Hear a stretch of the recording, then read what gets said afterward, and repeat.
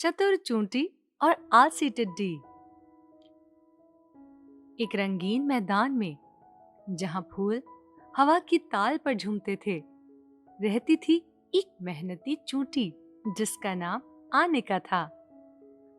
पूरे मैदान में उसकी मेहनत और ध्यान से योजना बनाने में मशहूर था।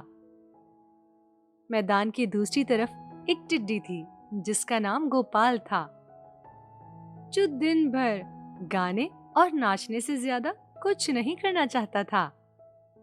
जब चमकता हुआ सूरज मैदान पर चमक रहा था, तो आनिका को देखा जा सकता था, जो भागते हुए इधर-उधर, जो कि आने वाली सर्दियों के लिए खाना इकट्ठा करने में मसरूफ थी। वो अक्सर गोपाल के पास से गुजरती थी, जो अपनी मस्त धुनों में व्यस्त था। अच्छा दिन गोपाल, क्या तुम्हें लगता है कि आने वाली सर्दी के लिए तैयारी करना समझदारी है? आनिका ने अपने दोस्त के लिए चिंता की। गोपाल बस हंस दिया और जवाब दिया, अरे आनिका, भविष्य के बारे में चिंता करने की क्या बात है, जब इतना सारा म्यूजिक बन सकता है और इतना सारा मजा किया जा सकता है। गोपाल के व्यवहार से असर नहीं होकर अनिका ने मेहनत से काम जारी रखा, जबकि गोपाल नाचता रहा और अपनी धुनों में खो गया। मैदान की दूसरी प्राणी अनिका की सम्मार्पण शक्ति को प्रशंसित किया, लेकिन गोपाल की धुनें उन्हें काफी मोहित करती थीं। दिनों को हफ्तों में बदलते देखते हुए मौसम में बदलाव आने लगा। एक बार चमकता हुआ मैदान अब सर्दी में जाकर ठंडा हो गया और हर तरफ बर्फ की चादर से ढक गया। आनिका ने अपने लिए इतना खाना इकट्ठा कर रखा था कि वो गर्मी में रह सके और अच्छे से खाना खा सके। लेकिन गोपाल को ठंड लगने लगी और भूख भी। एक ठंडक भरे दिन गोपाल ने आनिका के पास आकर, उसकी आवाज कमजोर और शरीर कांप रहा था, आनिका, मेरी प्यारी दोस्त, मुझे बहुत ठंड लग रही है और भूख भी। क्या तुम मेरी मदद कर सकती हो? आनिका हमेशा की तरह दयालु, आनिका ने गोपाल के साथ अपने इकट्ठे किए हुए खाने में से कुछ खाना बांटा। उसने कहा, गोपाल, जब मुझे गाने और नाचने की खुशी समझ में आती है, तो भविष्य के लिए तैयार रहना उतना ही महत्वपूर्ण है। मैंने ये सीखा है कि मेहनत और योजना इस तरह के समय में फल देती है। गोपाल अब अपनी गलती को समझने लगा। आनिका की मदद को आभारी होकर स्वीकार किया। उसने सांस ली। तुम सही थी, आनिका। मुझे ज्यादा जिम्मेदारी उठानी चाहिए थी और अपना समय बर्बाद नहीं करना चाहिए था। जैसे जैसे सर्दी के दिन गुजरे, गोपाल ने ध्यान से आनिका की कहानियों को सुना, जहां उसने मौसम के लिए कैसी तैयारी की थी। उसने आनिका की समझदारी को प्रशंसित किया और उसने देखा कि उसने किस तरह उस मुश्किल समय में सफलता पाई। जब बहार आई, तो मैदान फिर से जिंदा हो गया। गोपाल, जिसने अपने सीखे हुए सबक को याद किया था, आनिका के साथ मिलकर काम करने लगा। आने वाली सर्दी के लिए खाना इकट्ठा करने लगा। दोनों दोस्त अक्सर एक साथ गाते और नाचते थे, अपनी मेहनत और मैदान की खूबसूरती को मनाते हुए। इस तरह मैदान मेहनती तैयारी और खुशी भरा जश्न बन गया। अनिका की समझदारी और गोपाल की नई जिम्मेदारी ने मैदान के सभी प्राणियों को प्रेरित किया। काम और खेल को संतुलित करने में सभी के लिए समझदारी और आनंद में जीवन का आसन रूप बना दिया। और बच्चों, चतुर चूंटी और आलसी टिड्डी की कहानी हमें ये शिक्षा देती है कि मस्ती करना तो बहुत अच्छी बात है, लेकिन सुरक्षित भविष्य के लिए योजना बनाना और मेहनत करना भी उतना ही महत्वपूर्ण है। बिल्कुल आनिका और गोपाल की तरह चलिए अपने जीवन में जिम्मेदारी और आनंद की सही संतुलन ढूंढें। चतुर खरगोश और बेवकूफ शेर। एक हरे भरे जंगल में एक बुद्धिमान और चालाक खरगोश था जिसका नाम बंटी था। उसको सब जानवर अपनी चतुराई और दयालु व्यवहार के लिए प्यार करते थे। जंगल के मध्य में एक भयंकर और शक्तिशाली शेर था जिसका नाम लियो था। उससे सभी डरते थे और उसके उछलते हुए शोर जंगल में गूंजते थे। एक दिन जब लियो अपने प्रदेश में द्वारा करते हुए था, उसने देखा कि बंटी खुश होकर इधर-उधर दौड़ रहा है। कौन है जो मेरे राज्य में इतना खुश है? लियो ने चीख कर कहा। उसकी आवाज पेड़ों को हिला देने वाली थी। बंटी डर गया, लेकिन शांत रहकर उसने जवाब दिया। प्रभु लियो, मैं माफी चाहता हूँ अगर मेरी खुशी आपको परेशान करती है। मैं बस इस सुंदर दिन पर जिंदा होने के लिए खुश था। शेर बंटी की हिम्मत पार जवाब से प्रभावित हुआ और उसकी बुद्धिमान को परीक्षा देने का फैसला किया। तुम हिम्मत से मेरे सामने ऐसे बोलते हो? बताओ, ऐसा छोटा और कमजोर व्यक्ति किस तरह इतना बहादुर हो सकता है? बंटी मुस्कुराया और बोला, महाशक्तिशाली लियो, ये सच है कि मैं छोटा हूँ, लेकिन मैं बुद्धिमान और समृद्धि की शक्ति में विश्वास रखता हूँ। मेरा शरीर मेरी ताकत को नहीं बताता। बंटी के जवाब से प्रभावित होकर लियो ने उसे और भी चुनौती देने का फैसला किया। अच्छा है चालाक खरगोश। अगर तुम सचमुच में इतने हिम्मती हो तो ये साबित करो। मैं तुम्हें एक प्रतिज्ञा में पराजित करने की चुनौती देता हूँ। कल हम यहाँ सुबह सूरज उगने पर मिलेंगे और अगर तुम मुझे शक्ति के परीक्षा में हरा सकते हो तो मैं तुम्हें शांति से छोड़ दूंगा। इस चुनौती की खबर जंगल में फैल गई और सभी जानवर बंटी के लिए चिंतित हो गए। उनको पता था कि लियो छोटे खरगोश से बहुत ज्यादा शक्तिशाली और तेज है। लेकिन बंटी शांत रहा और योजना बनाने लगा। जब तय किए गए दिन का सूरज उगा तो सब जानवर खरगोश और शेर के बीच की प्रतिक्रिया को देखने इकट्ठे हुए। लियो गर्व से ऊंचा खड़ा था, जबकि बंटी छोटा और धीमा लग रहा था। ठीक है छोटे, मुझे दिखाओ क्या कर सकते हो। लियो ने कहा। मुझे दिखाओ। बंटी की आंखों में एक दृढ़ता की चमक थी। उसने लियो को एक ऊंचाई पर उछलने की चुनौती दी। चलो देखते हैं कौन ज्यादा ऊंचा उछल सकता है, उसने सुझाव दिया। लियो मुस्कुरा पड़ा, सोचकर कि ये जीतना आसान होगा। उसने एक महाशक्तिशाली कूद मारी जो कि प्रभावित ऊंचाई तक पहुंचा। लेकिन बंटी के पास एक चाल थी। जब लियो ने जमीन पर आकर कदम रखा, बंटी ने उसकी पीठ पर दौड़कर कूदा और वहां से भी ऊंचा उछला। जानवर आश्चर्य से देखते रहे जब बंटी पेड़ों के ऊपर उड़ गया। चतुर खरगोश ने चुनौती जीत ली। लियो प्रभावित हुए, अपने शब्दों पर कायम रहा। उसने बंटी की चतुराई को माना और घोषित किया, तुमने अपनी मान सम्मानित की है छोटे। इस दिन के बाद मैं इस जंगल के सभी जानवरों का आदर और सुरक्षा करूंगा। उसके बाद लियो और बंटी दोस्त बन गए और जंगल में सुख विकसित हुआ। लियो ने समझ लिया कि बुद्धिमान और दयालु होने की महत्वपूर्णता, जबकि बंटी ने सबको दिखाया कि छोटे जीवों का भी बड़ा प्रभाव हो सकता है। चतुर खरगोश और बेवकूफ शेर की कहानी ने जानवरों को ये शिक्षा दी कि असली शक्ति बुद्धि, दया और सहयोग से आती है। और इस तरह वो अपने प्रतीक हमेशा खुश रहने लगा, जहाँ चतुराई जीत गई और सभी प्राणी, बड़े या छोटे, शांति से मिलकर रह सकते थे। चतुर चिड़ियाएं और शक्तिशाली चील।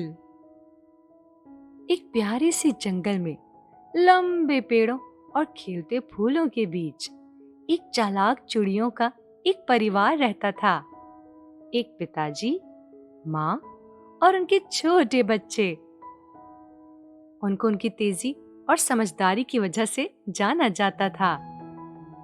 जंगल में एक शक्तिशाली और शानदार उड़िया भी रहता था जिसका नाम गरुड़ था, जो पेड़ों के ऊपर ऊंची उड़ान भरता था और आसमान का राज करने वाला था। एक गर्म दिन जंगल में एक गंभीर सूखापन आया जिसकी वजह से पानी खुश्क हो गया। चिड़ियों को उनके छोटे बच्चों के लिए खाना और पानी ढूंढने में परेशानी आई। अपनी निराशा में उन्होंने गरुड़ से मदद मांगने का फैसला किया। उम्मीद थी कि उनके शक्तिशाली पंख उन्हें पानी तक ले जा सकते हैं। पिता चिड़ियों ने हिम्मत से गरुड़ के पास जाकर कहा, हे महांक गरुड़, सूखापन ने हमें बड़ी तकलीफ दी है। हम आपकी हिदायत चाहते हैं ताकि हम पानी ढूंढ सकें और अपने परिवार को बचा सकें। गरुड़ चिड़ियाओं के साहस से प्रभावित सहायता करने के लिए राजी हो गया। उन्होंने पिता चिड़ियों को अपने पीठ पर बिठाया और आसमान में उड़ान भरते हुए पेड़ों को खोजने के लिए जंगल को देखा। ऊपर से पिता चिड़ियों ने एक उम्मीद की किरण देखी। पहाड़ों के बीच एक छोटा तालाब। उन्होंने गरुड़ को तालाब की तरफ दिशा बताई और वो जल्दी से उसके किनारे उतरे। पिता चिड़िया ने गरुड़ को धन्यवाद दिया, लेकिन तब उसने गरुड़ की आंखों में एक शरारती चमक देखी। तुम चिड़ियों ने तो पानी ढूंढ लिया, लेकिन मुझे अब भूख लगी है। गरुड़ ने एक चालाक मुस्कान के साथ कहा, अगर तुम मुझे थोड़ा खाना नहीं लाते हो तो मैं इस तालाब के पानी को पूरा खटक लूंगा। पिता चिड़ियों को गरुड़ की मांग से आश्चर्य हुआ, लेकिन उन्हें जल्दी से अपने परिवार को बचाने के लिए कुछ करना था। उन्होंने चतुराई से जवाब दिया, हे शक्तिशाली गरुड़, हम तो छोटी सी चिड़ियाएं हैं और हमारी चोंच तालाब की मछली पकड़ने के लिए काफी मजबूत नहीं है, लेकिन हम आपको एक बड़े पानी से जहां मछलियों की भरमार है ले जा सकते हैं, अगर आप इस तालाब के पानी को छोड़ दें। गरुड़ को इस प्रस्ताव से प्रभावित हुआ और उसने चिड़ियों को वादा किया कि वो उनके साथ वादा किए हुए पानी के किनारे जाएंगे। चिड़ियाओं ने गरुड़ को एक बड़ी झील तक ले गए जहां मछलियां भरी हुई थीं। उड़िया भोजन की दृष्टि से खुश हुआ और चिड़ियाओं को उनकी मदद के लिए धन्यवाद दिया। लेकिन जब गरुड़ झील में डूबने वाला था तो चतुर चिड़ियाओं के पास एक और योजना थी। हे महान गरुड़, पिता चिड़ियों ने आवाज दी, इन मछलियों पर आप भोजन करने से पहले हम आपको आभार व्यक्त करने का एक नाच दिखाते हैं। रुचि में आकर गरुड़ ने चिड़ियाओं को मनोरंजन करने का फैसला किया। जब चिड़ियाओं ने अपना सुंदर नाच शुरू किया, अपने पंख हिलाकर और खुशी से चिक चिक करके, तो मछलियां ध्यान दी और झील की गहराई में तैरने लगी। गरुड़ को पता नहीं था कि चिड़ियों का नाच एक तरीका था जिससे उसने मछलियों को पकड़ने से रोका गया। थोड़ी देर बाद गरुड़ को ये समझ में आया कि मछलियां उससे बच गई हैं और उसे भूख और चिड़चिड़ाहट दोनों महसूस हुई। चिड़ियाओं ने अपना नाच बंद किया और पिता चिड़ियों ने कहा, हे गरुड़, हम चिड़ियाएं छोटी तो हैं, लेकिन हम चतुर और तेज भी हैं। हमने मछलियों को आपके जाल से बचाया और मान लिया कि झील में जीवन की भरमार बनी रहे। बदले में आपने अपने शब्द का सम्मान किया और इस तालाब के पानी को बचा लिया जो इस सूखापन में हमें पोषण देता है। गरुड़, जिसे शुरुआत में गुस्सा आया था, उसने चिड़ियों की बुद्धिमत्ता और समझदारी से प्रभावित होने से रोक नहीं सकता था। उसने उनकी समझ को माना और उनसे वादा किया कि वो कभी भी उन्हें या झील को परेशान नहीं करेगा। उस दिन के बाद गरुड़ और चिड़ियों के बीच में एक समझ और सहमति का रिश्ता बना। चिड़ियों ने अपनी एकता और चतुराई में एक नई शक्ति पाई और गरुड़ ने शक्ति से ज्यादा बुद्धिमत्ता की महत्व को जाना। इस तरह चतुर चिड़िया और शक्तिशाली उड़िया की कहानी एक मजबूती, बुद्धिमत्ता और छोटे को शक्तिशाली से आगे निकलने की कहानी बन गई। ये जंगल के सभी जीवों को याद दिलाता है कि चतुराई और सहयोग से सबसे मुश्किल परिस्थितियों को भी पार कर सकते हैं, जिससे उनके मोहित करने वाले संसार में सम्मान पैदा होता है। एक घने जंगल में एक बुद्धिमान शेर था जिसका नाम महाराजा था, जो सब जानवरों द्वारा सम्मानित और प्रशंसित होता था। एक दिन जब उसने अपने राज्य में घूमते हुए अकेले एक स्याह लोमड़ी को देखा जिसका नाम ललित था, उसने देखा कि वो खो गया और डर से कांप रहा था। नए आने वाले के बारे में जानने के लिए महाराजा ने शान से लोमड़ी के पास जाकर पूछा, तुम कौन हो और तुम्हें मेरे राज्य में लाया क्या है? डर से कांप रही लोमड़ी, ओ शक्तिशाली शेर, मैं ललित हूँ, एक नम्र लोमड़ी। मैं आपके राज्य में खाना और आश्रय ढूंढने के लिए आया हूँ। मैं किसी भी परेशानी का कारण नहीं बनूंगा। मैं ये वचन करता हूँ। दयालु होने के लिए जाने जाते महाराजा ने फैसला किया कि उसे एक मौका देना चाहिए और उसे जंगल में स्वागत किया। लेकिन उस दूसरे जानवर लोमड़ी के इरादे पर सांध करते थे और महाराजा को उसकी धोखेबाज फितरत के बारे में चेतावनी देते थे।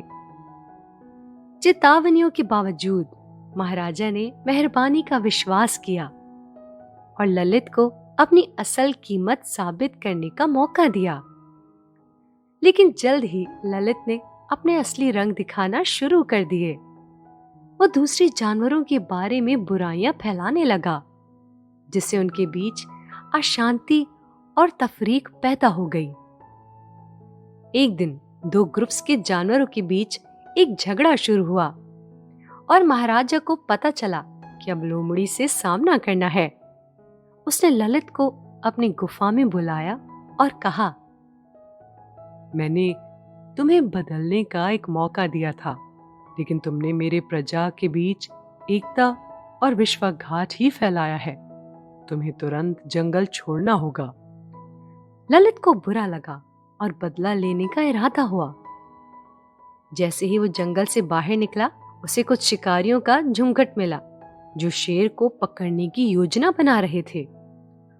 फौरन मौका पकड़ उसने उनके पास झुककर कहा, ओ मेहरबानी शिकारियों, मैं तुम्हारे लिए एक तोहफा लाया हूँ। शेर की गुफा और उसके आदत के बारे में जानकारी। वो तुम्हारे गांव के लिए खतरा है और तुम उसे पकड़ने में समझदार हो। शिकारी शक्तिशाली शेर को पकड़ने की ख्वाहिश में ललित के शब्दों को ध्यान से सुनते गए। उसकी कपट भरी बातों से उन्होंने महाराजा की गुफा के आसपास फंदे रख दिए। अनजाने में वो खतरे से अनजान महाराजा अपने राज्य को बचाने और देखभाल करने में जारी रहा। लेकिन तकदीर में कुछ और था। एक खास रात में जब वो अपनी गुफा की तरफ लौट रहा था, फंदे सक्रिय हो गए और शिकारियों ने उस पर हमला कर दिया। शक्तिशाली शेर को पकड़ लिया। खबर जंगल में तेजी से फैली और जानवर महाराजा की पकड़ होने से बहुत दुखी थे। उन लोगों ने जिन्होंने पहले उसके फैसले पर सांध किया था, उन्हें अब पछतावा हो रहा था। एक साथ होने वाले जानवरों ने एक गुप्त सभा रखी जहां उन्होंने अपनी भूल को महसूस किया। लोमड़ी की झूठी बातों पर विश्वास करने में उन्होंने एक योजना बनाई महाराजा को बचाने और ललित को उसकी धोखेबाजी के लिए सजा देने के लिए। अपनी अपनी ताकत का इस्तेमाल करते हुए जानवर साथ मिलकर अच्छी तरह से काम करने लगे। चिड़ियों का गिरोह शेर के ऊपर उड़ा और शिकारियों के घूमने की खबर देता रहा। तंदुरुस्त बंदर शिकारियों का ध्यान हटाने में मदद कर रहे थे। उलझन में बुद्धिमान बुद्धिमान बुधुआ उड़ी और महाराजा को उनकी कैद से छुड़ा दिया। बहादुर हाथी अपनी ताकत का इस्तेमाल करके शिकारियों पर हमला कर दिया, जिससे वो लौट गए। ललित अपने खतरनाक इरादे को टूटते हुए देखा, भागने की कोशिश करने लगा, लेकिन जानवरों ने उसे घेर लिया। अब आजाद हो चुका महाराजा ललित के सामने खड़ा हुआ, एक तृष्णा और गुस्से भरी आंखों के साथ। ललित, मैंने तुम्हें तुम्हारे तरीके बदलने का मौका दिया था, लेकिन तुमने धोखा और विश्वासघात ही चुना। महाराजा ने कहा, तुम्हें अपने कर्मों के नतीजे का सामना करना पड़ेगा। अपनी भूलों की गहराई को महसूस करके ललित घुटनों पर गिर गया और माफी मांगने लगा, लेकिन दूसरे जानवर न्याय की मांग कर रहे थे। महाराजा अपनी प्रकृति पर पक्का रहते हुए दया दिखाकर ललित को जंगल से निकलने दिया, साथ ही उसे धमकी दी कि कभी लौटने की कोशिश न करे। जैसे ललित दूर की ओर गया, जानवर महाराजा के आसपास जमा हो गए, उनके बुद्धिमान, दयालु और नेता होने के लिए आभारी।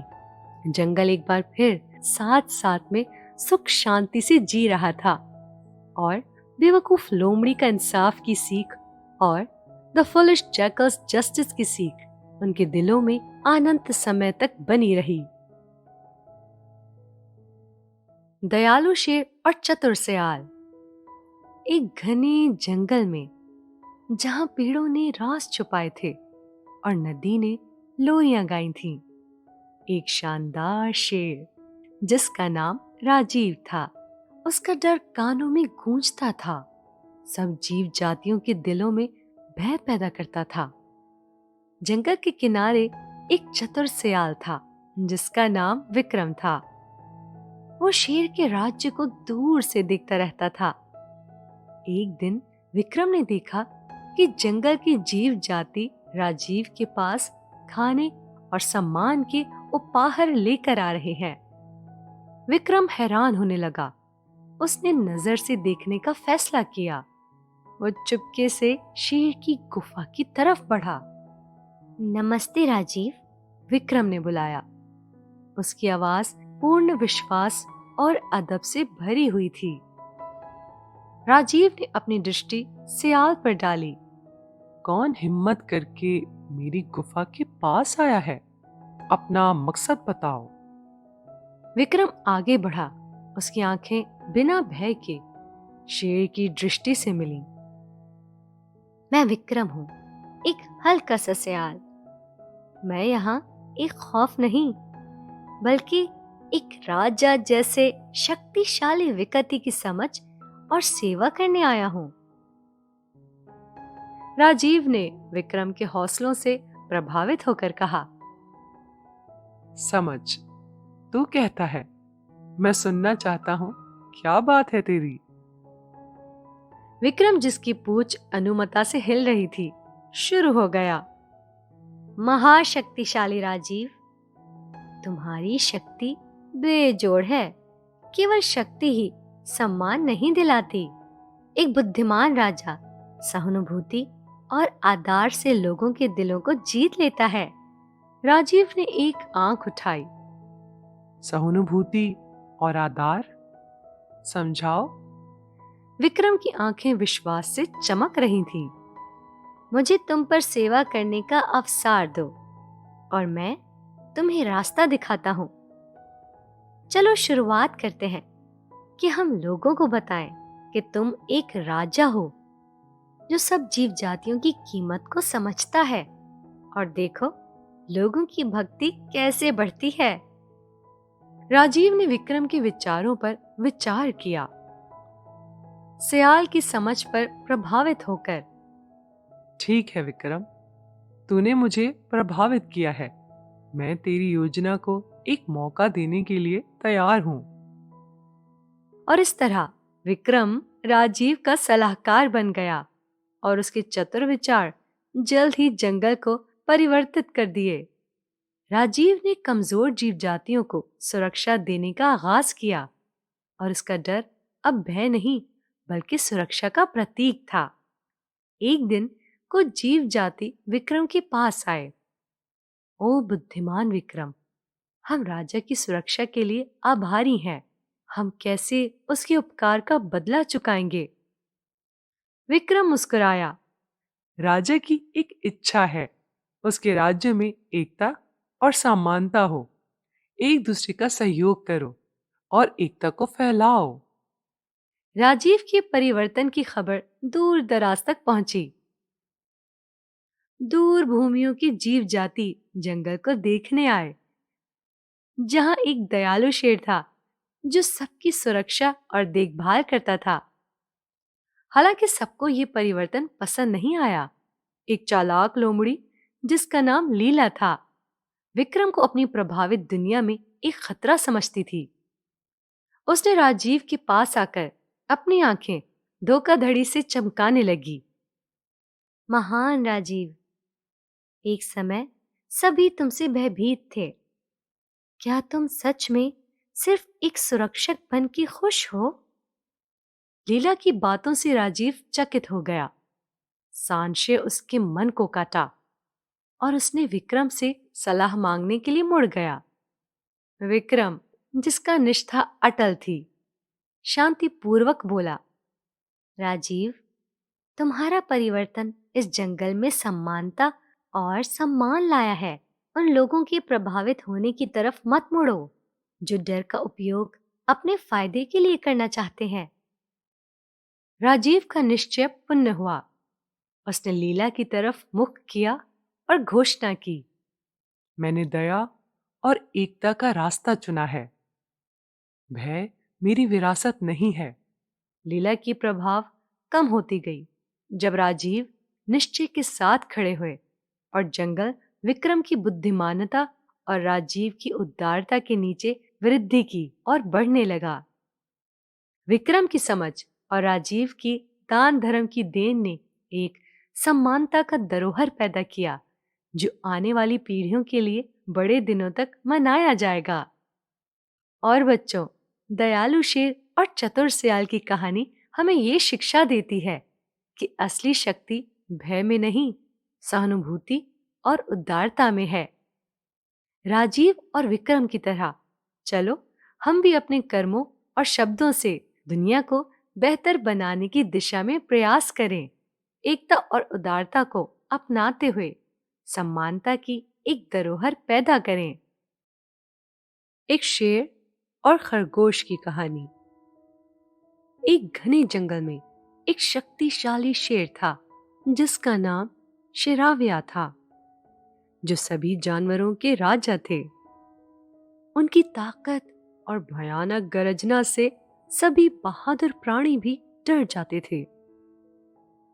जंगल के किनारे एक चतुर और तेज दिमाग वाला खरगोश था जिसका नाम हिरानका था। उसके छोटे से आकार के बावजूद हिरानका को उसके बुद्धिमान व्यवहार और समर्थन के लिए सम्मान मिलता था। एक चलती हुई गर्मी के दिन जंगल में एक भयानक सुखाता हो गया और सभी पानी की तलाश में थे। जानवर अपनी जान को बचाने के लिए परेशान थे। हिरानका शेर के अधिकार को समझते हुए शेराविया के पास गया और बोला, ओ जंगल के राजा, पानी की कमी हमारी अस्थिरता को खतरे में डाल रही है। अगर आप मुझे अनुमति दें तो मैं जानवरों को एक दूर की ओएसिस तक ले जा सकता हूं। शेर को खरगोश की नीयत पर शक था, लेकिन उसके पास बेहतर और कोई विकल्प नहीं था, इसलिए उसने सहमति दी। हिरानका ने सभी जानवरों से कहा कि उनको एक दूसरे की पूंछ से चिपक कर चलना है और उसने आखिरी पूंछ को पकड़ लिया, जिससे एक लंबी धारा बन गई। जब तक वो शादवाल में पहुंचे, जानवर प्यास बुझाकर खरगोश की बुद्धि और एकता की प्रशंसा करने लगे। इस बीच जंगल के शैतानी सयार जानवर हिरानका की बुद्धि से हसरतमंद हो गए और उसके चरित्र को बदनाम करने का फैसला किया।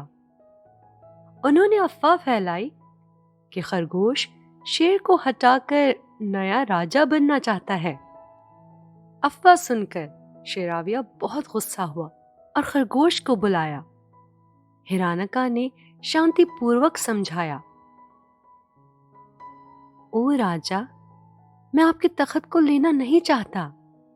मेरा मकसद सिर्फ जानवरों को सुखाता से बचाना था और एकता ही उसका राज था।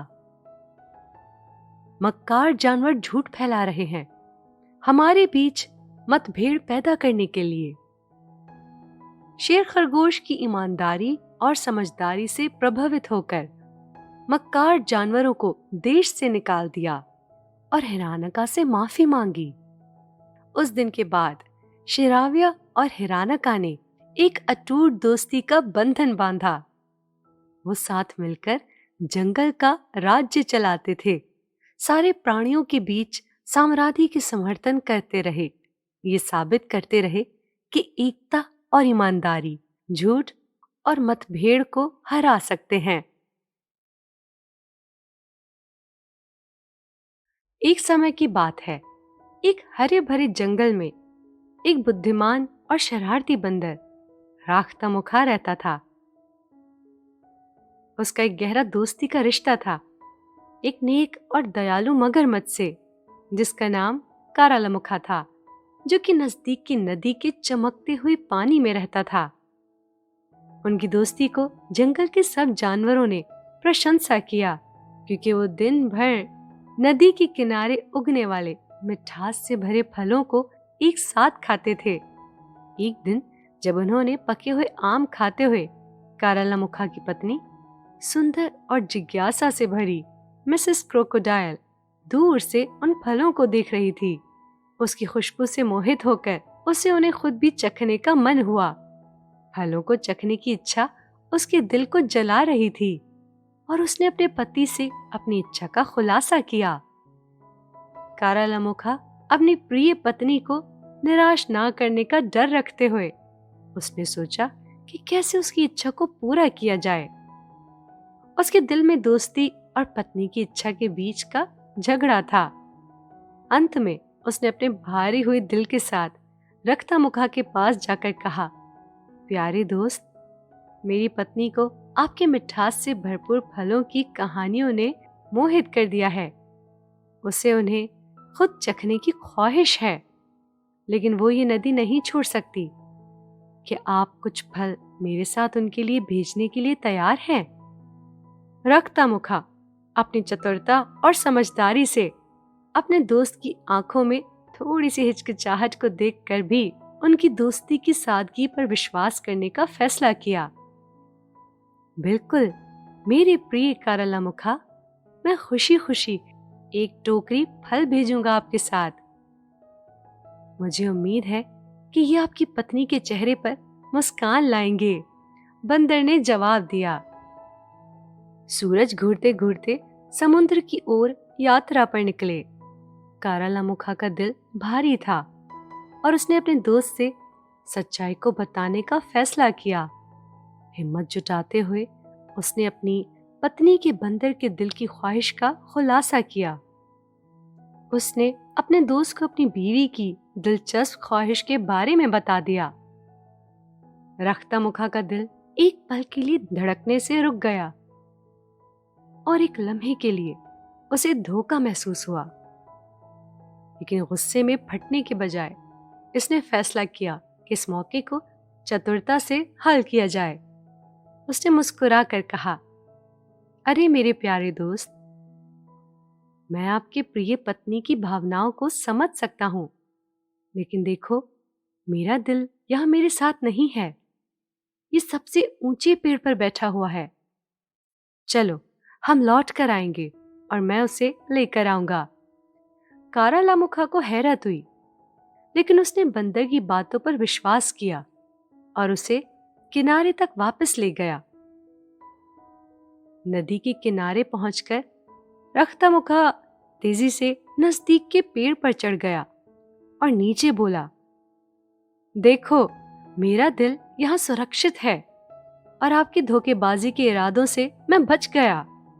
अपनी गलती का एहसास होते ही कारालामुखा को अफसोस हुआ।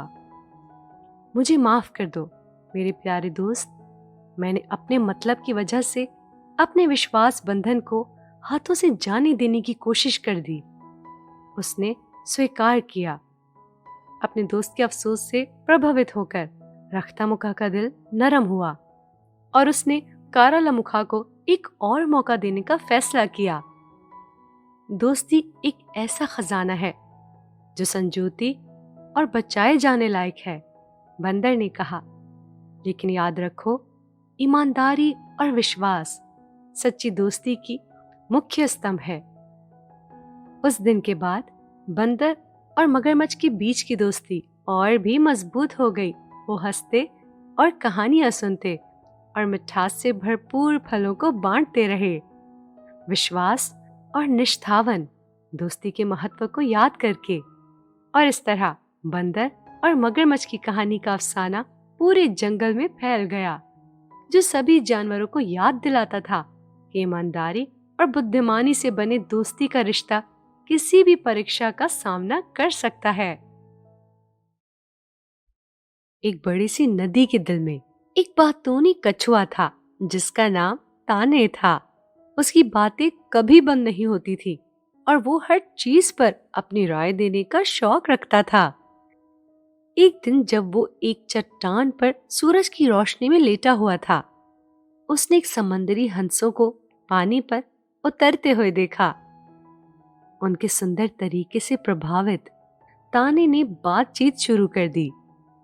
नमस्ते शानदार हंस, तुम सबसे अद्भुत प्राणी हो जो मैंने कभी देखे हैं, उसने खुश होकर कहा। हंस बुद्धिमान और अनुभवी यात्रियों के तौर पर एक दूसरे से नजर चुराई। उनके नेता गरुदा ने धीरे से जवाब दिया, धन्यवाद प्यारे कछुए, हमारी उड़ान की वजह से हम दूर दूर तक उड़ सकते हैं और नई जगहों को एक्सप्लोर कर सकते हैं और नए मुल्कों की खोज करने की सलाहियत रखते हैं। ताने अपनी उत्साह को समेटने में असमर्थ उनके पास सवाल ही सवाल फेंकते रह गए। ओह, अगर मैं भी तुम्हारी तरह आसमान में उड़ सकता। बताओ, तुम अपने सफर में क्या देखते हो? क्या क्या अजीब दुनिया के बारे में सुना है? गरुदा उनकी उत्सुकता से मुस्कुराए और उन्हें खुश करने का फैसला किया। सच है, आसमान और दुनिया अजीब दास्तानों से भरी है। उन्होंने शुरू किया। हम दूर दूर के इलाकों में घूमते हैं जहां हरी भरी घास, शानदार पहाड़ और चमकती हुई नदियां होती हैं। हमने अलग अलग आकार के प्राणियों को देखा है और हर एक की अपनी कहानी है। ताने गरुदा के किस्से में खो गया और अंदर से उसमें गहरा इच्छा पैदा हुई उस अजीब दुनिया को खुद देखने की। ओह, मुझे भी ये सुंदर जगहें देखने का मन है, उसने बातुई कछुए के रूप में कहा। हंस ताने के उत्साह को समझकर एक चतुर योजना बनाने की सोच रहे थे। ताने, हमारे दोस्त, हमारे पास एक सुझाव है। अगर तुम अपने मुंह में एक डंडी पकड़ सकते हो तो हम तुम्हें अपने सफर पर ले जा सकते हैं और तुम ऊपर से दुनिया को देख पाओगे, गरुदा ने सुझाव दिया। ताने को खुशी हुई इस मौके की सूझ। उसने तुरंत सुझाव को स्वीकार कर लिया। हंस ने ध्यान से एक डंडी उसके मुंह में रखी और हर हंस ने अपनी चोंच से दूसरा कोना पकड़ लिया। अपने पंखुड़ियों को हल्की झलक से वो उड़ान भरे सफर पर निकल पड़े और कछुए को खुशी से साथ ले गए। जब वो ऊंचाई पर उड़े, दुनिया ने नीचे से दिल को छू लेने वाली तस्वीर बनाई। ताने ने प्रकृति की बड़े बड़े वायुमंडाल को आश्चर्य किया। हरे भरे जंगल से बाहर निकलने वाली चमकती हुई नदियों को देखा और दूर तक पहाड़ जो बादलों से घिरे हुए थे उनको देखा। लेकिन ताने का उत्साह उसे बहुत बोलने पर मजबूर कर गया और वो अपने ख्यालात हंस को कहे बगैर नहीं रह सका। ओह, क्या सुंदर दृश्य है! तुम हंस सच में कमाल के हो। नीचे की झील भी छोटी छोटी तालाब लग रहे हैं और पेड़ छोटे छोटे झाड़। गरुदा ताने की बकबक से उनकी उड़ान को प्रभावित होने से बचाने के लिए प्यार से बीच में बोल उठा। प्रिय मित्र, हमें सफर में ध्यान बनाए रखना चाहिए। लकड़ी के टुकड़े को मजबूती से पकड़कर चुपचाप दृश्य का आनंद उठाओ। लेकिन ताने अपनी उत्सुकता को संभाल नहीं पाया और जल्द ही उसने लकड़ी के टुकड़े को छोड़ दिया और नीचे की ओर इशारा करते हुए गिर पड़ा। जब हंसों ने अपने दोस्त को मुश्किल में देखा, तुरंत नीचे घूमकर ताने को पानी में गिरने से बचा लिया। बड़ी मुश्किलों से सांस लेने के बाद उस कछुए ने उन्हें धन्यवाद दिया कि उन्होंने उसे बचा लिया। ताने, तुम्हारी उत्सुकता भावनाओं से भरपूर है, लेकिन कभी कभी चुप रहना भी जरूरी है। गरुदा ने कहा, हर एक को अपनी अपनी जिम्मेदारियां समझनी चाहिए और सफर में सीमाओं का सम्मान करना चाहिए, एक सफल अनुभव के लिए। शर्मिंदा होकर ताने ने हंस को उनकी बुद्धिमानी के लिए धन्यवाद कहा। उस दिन के बाद उसने अपनी छोटी सी उड़ान की यादों को प्यार से रखा और वादा किया कि दूसरों की बातों को सुनना और सीखना उसका पहला काम होगा। और इस तरह बातूनी कछुए ताने और चतुर हंस और गरुदा के साथ में अपना सफर जारी रखते रहे। उनका दोस्ती का बंधन मजबूत हो गया और वो भी कई अजीब किस्से एक दूसरे को बताते, याद दिलाते हुए कि जिंदगी के सफर में उत्साह और सीमाओं का सम्मान सबसे अच्छा अनुभव है। और ये थी एक बातूनी कछुए और चतुर हंस की कहानी। याद रखिए प्यारे सुनने वालों, हंस की बुद्धिमानी को अपनाना जो ताने को चुप रहने और संतुलन को बनाए रखने की सीख देता है, क्योंकि कभी कभी सबसे गहरी सीख एक मामूली सी कहानियों में छुपी होती है। एक समझदार उल्लू और घमंडी मोर। एक घने जंगल में एक समझदार और पूजनीय उल्लू था जिसका नाम था उजास। उसकी बहुत सी जानकारी थी और उसके विचारों से लोगों को फायदा होता था। एक दिन जब वो एक शाख पर बैठा हुआ था, उसने एक सुंदर मोर को देखा जिसका नाम रजत था। रजत अपने खिलते हुए रंग बिरंगे परों से शान से नाच रहा था। उल्लू उजास ने रजत के व्यवहार को देखा और उनसे बात करने का फैसला किया। नमस्ते रजत, तुम्हारी खूबसूरती सचमुच आकर्षक है। क्या मुझे बताएंगे कि आपको इतनी खुशी किस बात की है? समझदार उल्लू ने पूछा। घमंडी रजत ने अकड़ के जवाब दिया। आह प्यारे उल्लू, मेरी परों की खूबसूरती को देखो और मेरा नाच, ये मेरी माहिमा का जश्न है। पूरे जंगल को पता होना चाहिए कि मैं सबसे अधिक श्रेष्ठ हूँ। उल्लू ने रजत के अकड़ भरे हुए अल्फाजों को देखा और एक महत्वपूर्ण सबक देने का फैसला किया। सचमुच तुम एक आकर्षक दृश्य हो रजत, लेकिन याद रखो, असली खूबसूरती सिर्फ बाहर की नहीं बल्कि विनम्रता और समझ में भी होती है। उल्लू ने सलाह दी। रजत ने उल्लू के शब्दों पर कांपते हुए हंस दिया और उसकी ज्ञान को सिर्फ नफरत की नजर से देखकर उसे कहा, तुम तो बस एक साधारण और बेबुनियाद पक्षी हो। तुम खूबसूरती के बारे में क्या जानते हो? उल्लू को रजत की इस घमंड से कुछ फर्क न पड़ा और वो शांत होकर बोला, सूरज दिखाई देने में धोखा हो सकता है मेरे दोस्त, मैं तुम्हें असली खूबसूरती का असर दिखाता हूँ।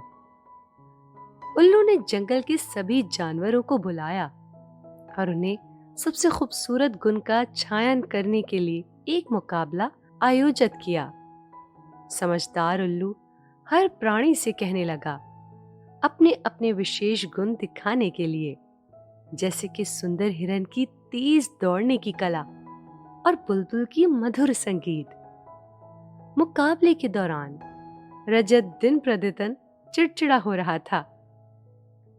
उसको विश्वास था कि उसके पर उसको सबसे खूबसूरत बना देंगे, लेकिन जब उसकी बारी आई अपना नाच दिखाने की, कुछ अनजानी बात हो गई। रजत के प्रदर्शन सचमुच आकर्षक था, लेकिन समझदार उल्लू ने उसकी आंखों में कुछ महसूस किया। उल्लू ने महसूस किया कि मोर के तकब्बुर सिर्फ उसकी असली मूल्य के बारे में उसके अंदर के संदेहों को छुपाने के लिए एक मुखौटा है। जब मुकाबला समाप्त हुआ, उजास ने सभी जानवरों को एकत्रित किया और उनसे वोट करने को कहा कि सबसे खूबसूरत गुण कौन सा है। हैरत से ज्यादातर ने उल्लू की समझ और दृष्टि को सबसे खूबसूरत घोषित किया। रजत को इस पर बड़ा झटका लगा। उसने सोचा था कि उसकी सूरत खूबसूरती की उच्चाहता का प्रतीक है, लेकिन जंगल के प्राणियों ने असली खूबसूरती को उल्लू की समझदारी और विनम्रता में पहचाना। खुद से नीचे गिर गया, रजत उल्लू के पास गया और कहा, समझदार उल्लू, अब मुझे आपके शब्दों की गहराई समझ में आई है। मैं अपनी खुदगर्जी से अंधा हो गया था और आने वाले जानवरों में छुपा हुआ सौंदर्य नहीं समझ पा रहा था। उल्लू ने प्यार से मुस्कुराते हुए कहा, सिखाने और सुधारने का समय कभी भी नहीं होता रजत। असली खूबसूरती उसको पहचानने में और हर एक व्यक्ति के विशेष गुण को समझने में होती है, सिर्फ अपनी बाहर की सूरत में नहीं। उस दिन के बाद रजत ने नम्रता को अपनाया और उल्लू से ज्ञान प्राप्त करने की कोशिश की।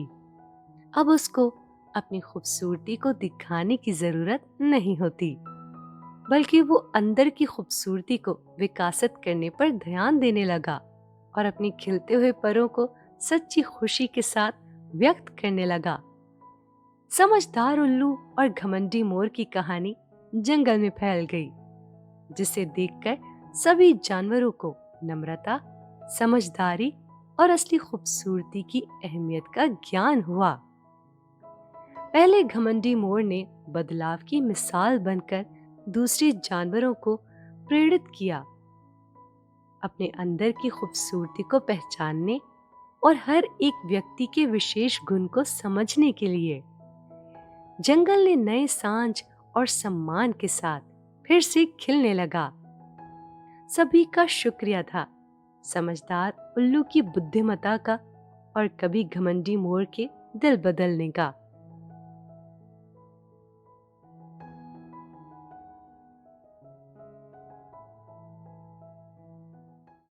एक शेर और खरगोश की कहानी। एक घने जंगल में एक शक्तिशाली शेर था, जिसका नाम शेराविया था, जो सभी जानवरों के राजा थे। उनकी ताकत और भयानक गर्जना से सभी बहादुर प्राणी भी डर जाते थे। जंगल के किनारे एक चतुर और तेज दिमाग वाला खरगोश था, जिसका नाम हिरानका था। उसके छोटे से आकार के बावजूद हिरानका को उसके बुद्धिमान व्यवहार और समर्थन के लिए सम्मान मिलता था। एक चलती हुई गर्मी के दिन जंगल में एक भयानक सुखाता हो गया और सभी पानी की तलाश में थे। जानवर अपनी जान को बचाने के लिए परेशान थे। हिरानका शेर के अधिकार को समझते हुए शेराविया के पास गया और बोला, ओ जंगल के राजा, पानी की कमी हमारी अस्थिरता को खतरे में डाल रही है। अगर आप मुझे अनुमति दें तो मैं जानवरों को एक दूर की ओएसिस तक ले जा सकता हूँ। शेर को खरगोश की नीयत पर शक था, लेकिन उसके पास बेहतर और कोई विकल्प नहीं था, इसलिए उसने सहमति दी। हिरानका ने सभी जानवरों से कहा कि उनको एक दूसरे की पूंछ से चिपककर चलना है, और उसने आखिरी पूंछ को पकड़ लिया, जिससे एक लंबी धारा बन गई। जब तक वो शादवाल में पहुंचे, जानवर प्यास बुझाकर खरगोश की बुद्धि और एकता की प्रशंसा करने लगे। इस बीच जंगल के शैतानी सयार जानवर हिरानका की बुद्धि से हसरतमंद हो गए और उसके चरित्र को बदनाम करने का फैसला किया। उन्होंने अफवाह फैलाई कि खरगोश शेर को हटाकर नया राजा बनना चाहता है। अफवाह सुनकर शेराविया बहुत गुस्सा हुआ और खरगोश को बुलाया। हिरानका ने शांतिपूर्वक समझाया,